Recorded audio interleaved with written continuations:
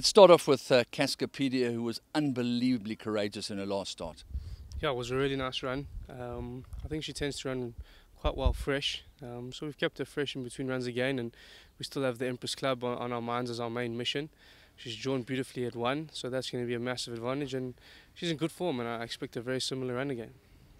And then, of course, Socrates, who steps up to a mile, which is really a trip, but he's shown himself to be absolutely world-class. Yeah, he's spot on. He's been beaten 3 times over 1400, so I think it's a bit of an awkward distance for him, especially as he matures. I think he's going to go a bit further than a mile now. He's made the necessary improvement from that run to this run.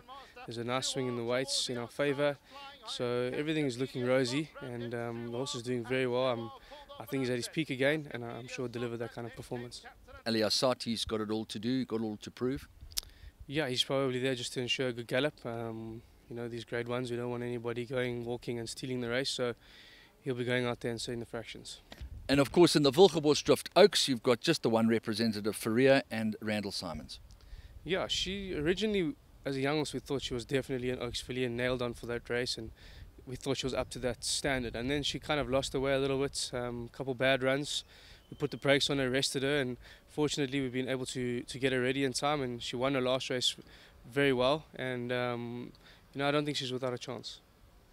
Super. Then let's work backwards, just as is the case with Aliasat. Making the assumption, which is not always good, that Arlington's Revenge will be there to ensure a good pace. Yeah, we haven't quite decided that. We feel that Hawam will be suited to any pace. He's just got to relax, and Arlington's Revenge is not preless if you look at the rest of the field, barring 1 or 2. He ran in the Derby trial with them, giving them weight, and was beaten a length or 2. So he's definitely not preless, and you know, we're short of money, so we need a stake check or 2. We'll be very happy. A lot of horses didn't come back that well from Cape Town. They needed a bit of time. He's had that time now, and back to the right trip. Yeah, you got to look at it 2 ways. You either bring them back and run them quite quickly, or you give them a bit of time to get over the travelling, and we opted to give him the time and use the Classic as a prep for the Derby. I mean, over 1800 in that class, he's definitely outclassed. But you know, of these staying distances, he's much more effective, and I'm excited to see him go this trip for the first time. And you know, if Hawam wasn't in the race, I'd be, you know, pretty bullish that he'd be one of the horses to beat. You couldn't have a cooler customer than Gavin Lorena to settle Hawam, because he's going to the 1.5 mile marker for the first time in a race. And that's the key, really, for him to settle, because we know this turn of foot is second to none. Yeah, Gavin has got beautiful hands.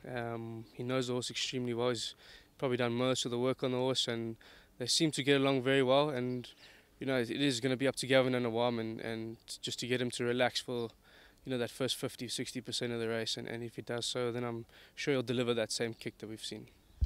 And finally, Matthew, if a person's just tuned into Understarter's orders and they see you speaking about Hawam, this boom horse, which he is, fantastic measurements and an incredible pedigree. His pedigree has been vindicated so many times, particularly this year with the Met. And you know, does he give you the feeling that this galloping track of 2,450 meters is what he's after? Definitely. You know, I was actually speaking to Gav this morning about it. As a young horse, after his first run, in his second run, the Dingons, he turned it on so quickly. But as he's matured, he's looked more and more like a horse looking for ground. The 1400 he won this year, he battled to win, whereas, you know, as a young horse, he might have turned it on a bit better. So the more mature he's getting, the more reasonable he's getting, the more he's looking like a horse that's going to be best over 10 furlongs, and hopefully just as good over 12. And you would think that perhaps Silvana would be a more profound influence of stamina than Ideal World. Hence the fact that Marinaresco is running over 2 miles on Dubai World Cup night the same day. Yeah, there's no stamina doubts for a horse by Silvana. And Rainbow Bridge, you can see he's 1 over 10 furlongs, so the mare obviously has some stamina on her side too.